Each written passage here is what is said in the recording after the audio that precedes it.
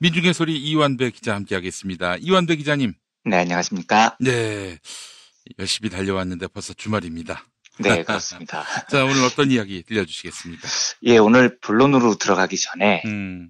제 마음에 다행스러운 소식부터 하나 짧게 전해드리겠습니다. 예. 다행스러운 소식이라고 표현하는 게 적절할지는 잘 모르겠습니다만 저는 많이 위안이 됐습니다. 네. 김용균 노동자가 돌아가셨던 서부화력발전 태안발전소요. 여기서 4일 오후 2시 10분경에 또 협착사고가 있었습니다. 노동자가 컨베이어 벨트에 끼인 거죠. 예. 그런데 이 노동자분이 큰 부상 없이 사셨습니다. 이분도 비정규직 노동자신데 가벼운 타박상으로 마무리가 됐다고 합니다. 제가 이 소식이 다행스러웠던 이유는 이분이 사신 이유가 2인 1조로 현장을 돌았기 때문입니다. 몸이 벨트에 끼었는데 옆에 동료가 빨리 풀코드를 당겨서 살았습니다. 풀코드라는 게 긴급 상황 때 당기는 레버 같은 건데 이걸 당기면 컨베이어 벨트가 멈춥니다. 그런데 김용균 노동자는 혼자 현장을 돌았기 때문에 이걸 옆에서 당겨줄 사람이 없었던 겁니다. 네. 한겨레 신문 작년 12월 12일자 제목이 풀코드 당길 한 사람만 있었어도 그는 살았다입니다. 예. 소잃고 외양간 고치기 격이지만 김용균 노동자가 그렇게 세상을 떠나신 이후에 대한발전소는 1인 1조가 아니라 2인 1조로 현장을 놀도록 규정을 바꿨고요. 이래서 4일 협착사고를 당한 그 노동자분이 살았습니다. 참 다행스러우면서도 슬픈 소식이죠. 이 말은 김용균 노동자도 살 수 있었다는 뜻이거든요. 돈 아낀다고 입사 3개월 된 청년을 홀로 현장에 투입하는 그 미친 짓만 하지 않았어도요. 예. 그분은 지금 살아있을 겁니다. 그런데 그분이 돌아가신 이후에 뒤늦게 현장 점검 원칙이 바뀌었고요. 우리는 그래서 어찌됐건 한 명의 소중한 노동자의 목숨을 지켰습니다. 제가 종종 하는 표현이지만 우리는 수많은 노동자들의 죽음을 안고 오늘 살아있다고 저는 생각을 합니다. 그리고 때로는 역사가 더디게 변하는 것 같지만 그래도 이렇게 한 걸음을 내딛습니다. 김용균 노동자의 죽음을 추모해 주시고 함께 이 문제 해결을 위해서 싸워주신 시민분들의 단단한 연대 덕분에 한 사람 한 사람씩 이렇게 살려나갑니다. 더 살려나갔으면 좋겠습니다. 우리가 무슨 대단한 요구하는 게 아니지 않습니까? 그냥 좀 살아있자고요. 더욱 죽이지 말고 살게 해달라고요. 이 간단하고 지당한 요구를 위해서 앞으로도 많은 길이 남아 있습니다. 하지만 이렇게 두벅두벅 걸어나가다 보면 우리는 더 많은 사람을 살릴 수 있을 거라고 저는 믿습니다. 다시 한번 이 문제에 뜨거운 관심을 가져주셨던 시민 여러분들께 진심으로 감사하다는 말씀을 꼭 드리고 싶습니다. 이게 제 마음의 위안이 됐던 소식이고요. 이제 오늘 주제로 돌아오겠습니다. 예. 오늘은 경제 이야기 하루 쉬겠습니다. 대신 요즘 엄청난 화제를 몰고 다니는 동아일보 김순덕 대기자 이야기를 나눠볼까 합니다. 좋습니다. 사실 좀 궁금했습니다. 아니 회사에서 뭐 자주 마주치고 또 사적 대화도 나누지 않았겠는가 하는 생각이 드는데. 사적 대화는 거의 나눈 적 없고요. 제가 유일하게 어쨌든 뭐 동아일보에 있는 사람 중에 선배라고 부르지 않고 기자라고 부르는 사람입니다. 선배 취급을 안 하는 사람인 거죠. 계실 때도? 있을 때는 선배라고 부를 일이 거의 없었죠. 마주칠 일이 없었으니까요. 네. 정말 말 한마디 안 섞었습니까? 거의 섞어본 적이 없고요. 부서도 아예 달랐고 제가 김순덕 기자하고 가장 가까이서 대면을 했었던 게 저희 인턴 때 그 차장, 문화부 차장이었는데 와서 생활부 차장이었나요? 와서 좋은 얘기 해주신답시고 우리 보고 글들이 너무 평이하다고 똘끼를 가지라고 또라이가 되라고 이렇게 조언을 한 적이 있어요. 이게 항상 사표가 되시는군요, 요즘에. 보니까. 예, 그 10년쯤 지나고 났더니 그게 본인 소개였나 싶기도 하고요. 김순덕 대기자는 영광스럽게도 위키백과에 이름을 올리신 유일한 현직 동아일보 기자입니다. 최근에는 빨갱이를 빨갱이라 부르지 못하는 나라? 뭐 이런 칼럼으로 일대 센세이션을 일으켰죠. 사건의 발단이 일주일 전인 3.1절 문재인 대통령이 100주년 기념사에서 빨갱이라는 단어를 이제 사용하지 말자는 차원에서 이야기를 하면서 벌어졌습니다. 빨갱이라는 이념 공격을요. 그랬더니 한국당이 국민 편가르기를 하고 있다. 바른미래당은 철진한 단어로 거꾸로 색깔론을 부추긴다. 뭐 이랬다는 거죠. 그런데 김순덕 동아일보 대기자 지난해 말에 전무로 승진했던데요. 3월 4일자 칼럼에 빨갱이를 빨갱이로 부르지 못하는 나라라는 칼럼을 썼습니다. 근데 저는 이 칼럼을 보면서 무슨 말을 하는지 아직도 이해가 잘 안 됩니다. 아, 저도요. 예. 예. 이 칼럼의 요지는 얼핏 보면 빨갱이를 빨갱이라고 부를 자유를 달라라는 것처럼 보여요. 칼럼 후반부에는 표현의 자유까지 갈 것도 없다. 빨갱이를 빨갱이라 부를 수 없는 나라는 북한과 다름없는 전체주의 국가다. 좌빨도 아니고 주사파도 아니고 빨갱이라는 자유당던 단어가 다시 들리는 데는 현 정부의 책임이 크다는 것을 알아야 한다. 외국 언론에서 북한 대변인이라고 할 만큼 친북적인 언행과 정책을 보이니 시대착오 같은 빨갱이 소리가 나오는 것이다. 이렇게 적혀 있습니다. 그러니까 지금 요 말은 나는 빨갱이를 빨갱이라고 부를 테야. 그리고 지금 정부는 빨갱이라고 불려도 마땅해. 뭐 이런 말이잖아요. 근데 바로 다음에 뭐라고 적냐면 통합을 말해도 믿기 힘들 판에 대통령은 갈등 조장 언어를 발설했다. 2020년 총선을 내전처럼 치르겠다는 의도가 아닌지 걱정스럽다. 이렇게 적습니다. 이건 갈등 조장 언어를 발설하지 말아야 한다는 이야기인 거잖아요. 그런데 대통령이 빨갱이라는 단어를 사용해서 갈등을 조장하고 있다. 이런 주장입니다. 예. 그러니까 어쩌자는 겁니까? 저는 이분의 주장의 옳고 그름을 떠나서 뭘 주장하는 건지 궁금합니다. 그러니까 빨갱이를 빨갱이라고 부르고 싶다는 겁니까? 아니면 빨갱이는 갈등 조장 언어니까 사용하지 말자는 겁니까? 김순덕 기자는 빨갱이를 빨갱이라고 부르고 싶은데 니네는 갈등 조장 언어를 사용하지 말라는 겁니까? 김순덕 기자 말이 빨갱이를 빨갱이라 부를 수 없는 나라는 북한과 다름없는 전체주의 국가다인데 그럼 친일을 친일이라 부를 수 없는 나라도 북한과 다름없는 전체주의 국가죠. 그런데 친일은 갈등 조장이고 빨갱이는 나는 너무 부르고 싶고 뭐 이런 건가요? 글을 이렇게 쓰시고 어떻게 대기자가 됐는지 저는 정말 궁금합니다. 글의 수미상관이라는 게 지금 안 되고 있는 거죠. 대통령 보고 갈등 조장 언어를 사용하지 말라는데 진짜로 갈등을 조장하는 글이 어떤 글인지 예를 하나 들어보겠습니다. 네. 2007년 11월 24일자 김순덕 칼럼 중 일부입니다. 학령 무시 로또 대입을 주장하는 정 후보나 이건 정동영 후보 같아요. 예. 국립대 공동학위제를 도입하겠다는 창조한국당 문국현 후보쯤 되면 세계 어느 수구 꼴통 좌파에도 꿀리지 않는다. 대학 평준화 주창자인 원조 좌파 민주노동당 권영길 후보는 말할 것도 없다. 천사 같은 언사로 국민을 바보로 만들어서 잘난 그들과 부모 잘 만난 그들 자식들만 권력의 단맛을 누리려는 건지 의심스럽다. 무능하고 무식한 보수 수구 꼴통 좌파 정부에 10년간 바친 세금이야 수업료로 쳐줄 수 있다. 그러나 자기만의 만족을 위해 남의 자식 발목까지 부러뜨리는 세력을 진보 개혁이랄 순 없다. 자, 무능하고 무식한 보수 수구 꼴통 좌파 정부. 김순덕 대기자가 쓴 표현입니다. 이건 갈등 조장 표현이 아닌가 보죠. 제가 이 표현을 듣는 순간 너무 와닿는 겁니다. 이 표현이요. 이거 완전히 자기소개인데 제가 알고 있는 한 김순덕 기자를 표현하는 가장 적절한 말이 무능하고 무식한 보수 꼴통이거든요. 김 기자는 제가 이런 얘기한다고 후배가 선배한테 예의 없다고 하지 마십시오. 김대중 노무현 대통령은 김순덕 기자보다 한참 연배가 위인 정치인입니다. 그리고 그 사람들은 정치인이니까 기자가 그렇게 비판할 수 있지. 나는 개인이다 라고 말하지도 마세요. 김순덕 기자는 이미 위키백과에 이름을 올린 대한민국 최고 꼴통 보수 칼럼니스트입니다.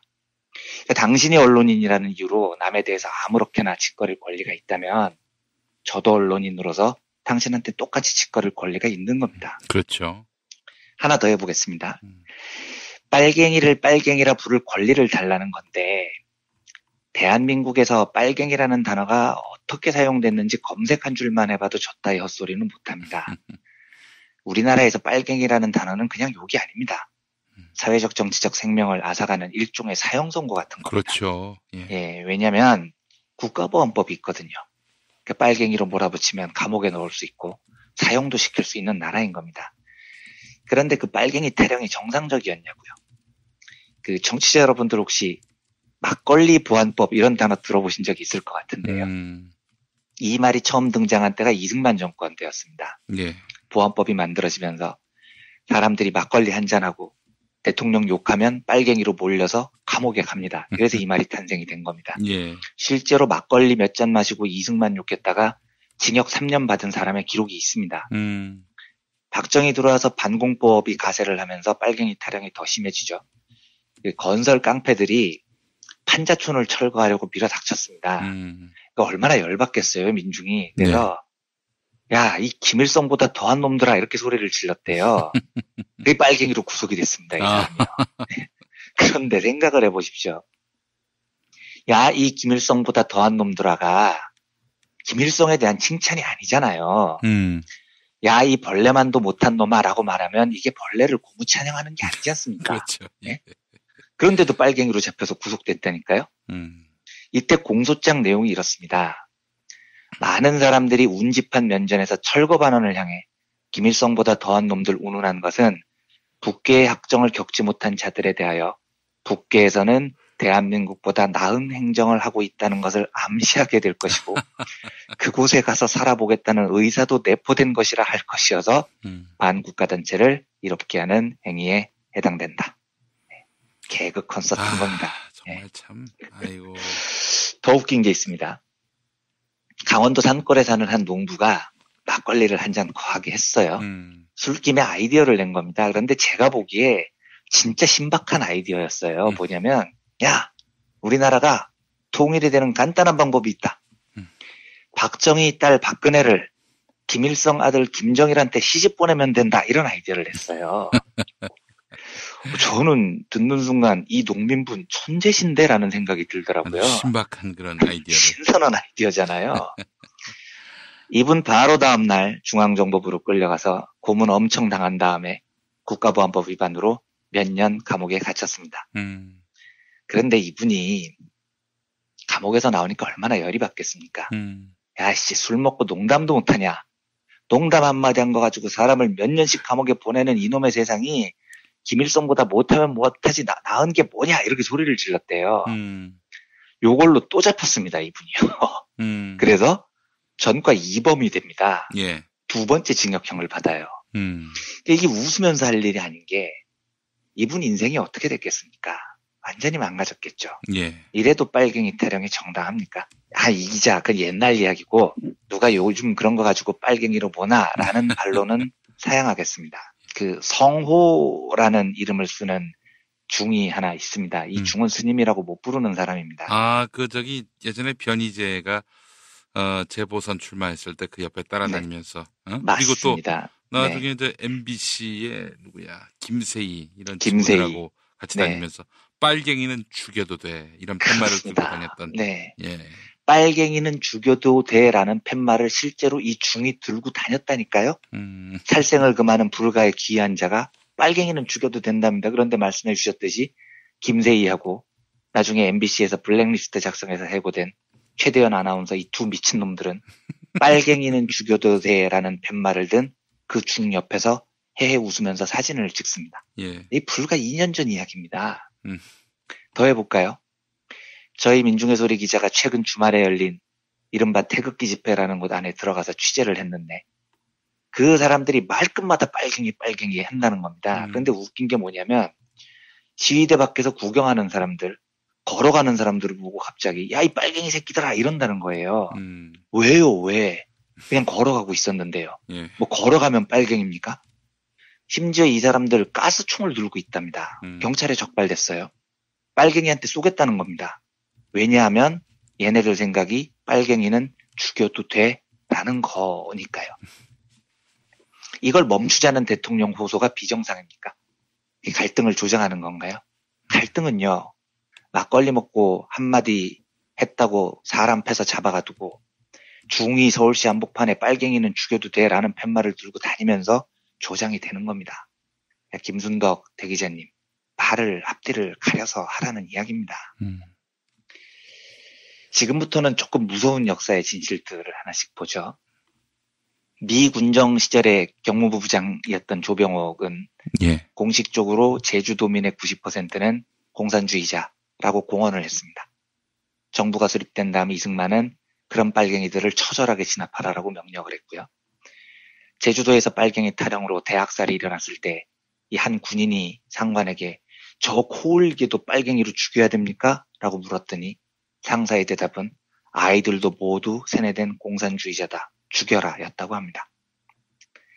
박정희가 5.16 쿠데타 직후에 용공분자 2만 8천여 명을 집단 학살하려는 계획을 세운 적이 있습니다. 이건 쿠데타 실세한 사람이었던 유원식 예비역 준장 증언인데요. 그대로 읽어보겠습니다. 5.16 직후 한미 관계가 극도로 악화되어 군사정권과 미국 정부가 평행선을 달리며 긴장이 고조되어 있을 때 박정희 소장은 그의 사상이 의심받고 있음을 알고 그의 측근자들과 함께 자신들이 좌익이 아니라는 사실을 보여주기 위해 마침내 가공할 만한 사건을 야기할 뻔하였다. 소위 용공분자 일제 검거가 그것이다. 육군본부에서 지금의 세종문화회관 별관인 전 국회의사당으로 이사한 이튿날 아침에 출근해서 박정희 부의장실에 들어갔을 때 마침 김종필이 들어왔다. 그는 들어오자마자 박 부의장에게 어젯밤에 모두 잡아넣었습니다. 약 2만 8천 명가량 되는데 수송에 필요한 열차도 준비하였습니다. 이제 남은 문제는 그들을 거제도로 데려가서 한 대 모아놓고 기관총으로 한꺼번에 사살해버리는 것 뿐입니다. 이게 무슨 얘기냐면요. 쿠데타 직후에 2만 8천 명을 재판도 없이 빨갱이로 몰고 거제도에 집어넣은 다음에 기관총으로 갈겨버리려고 했었다는 겁니다. 단지 박정희가 미국에게 나 빨갱이 아니야를 증명하기 위해서요. 더 이야기할 것도 없지만 우리가 잘 알고 있는 광주민주화 항쟁에서 목숨을 잃은 그 수많은 민중들의 삶도 빨갱이라는 이름으로 사라졌습니다. 이래도 빨갱이 타령을 그냥 놔둬야 되겠습니까? 김순덕 대기자의 헛소리는 하도 가소로워서 더 대꾸할 필요조차 없지만 이놈의 빨갱이 타령과 그에 기반한 폭력은 이제 정말 마무리돼야 됩니다. 저는 대통령의 이 호소가 이미 10년, 20년 전에 마무리됐어야 되는 일이 지금까지 끌려온 거라고 생각합니다. 이 부끄러운 역사를 부디 시민의 힘으로 멈추기를 간절히 바랍니다. 이 소망을 담아서 오늘 빨갱이 타령에 대한 여러 이야기를 김순덕 대기자에 관한 이야기와 함께 나눠봤습니다. 예, 알겠습니다. 전에 김순덕 씨를 두고 네. 이름만 되면 알만한 그 언론인이 네. 김순덕은 엑스니어다라고 이야기했습니다. 엑스니어. 예. 네, 누군지 알 것 같네요. 네. 네. 그 김순덕 걔는 그냥 엑스니어야라고 예. 이야기했습니다. 뭐 엑스가 뭔가 궁금하시는 분들이 있을지 모르는데 그녀일 수도 있습니다. 그녀. 예. 예, 알겠습니다. 이완배 기자님 오늘 속 시원한 말씀 감사하고요. 네, 우리 이완배 기자님 나중에 네. 기회가 되시면은 왜 동아일보 기자들은 초심은 좋았을 거 아니겠습니까? 네, 그렇죠. 나중에 저 모양 저 꼴이 되는지 한번 기회가 되면. 그런데 그건 제가 나중에 한번 준비를 해서 말씀을 드리겠지만 네. 김순덕 기자는 조금 더 아깝지 않은 사람입니다. 그래요? 입사할 때부터 저랬던 사람이었기 때문에 아주 예외적으로 입사할 때부터 저런 또라이 상태로 입사를 해서 그래요? 저 사람은 저런 사람이고요. 예. 변하는 사람에 대한 이야기는 다음에 기회가 되면 한번 해보겠습니다. 네, 알겠습니다. 자, 이완배 기자님 수고하셨습니다. 네, 감사합니다.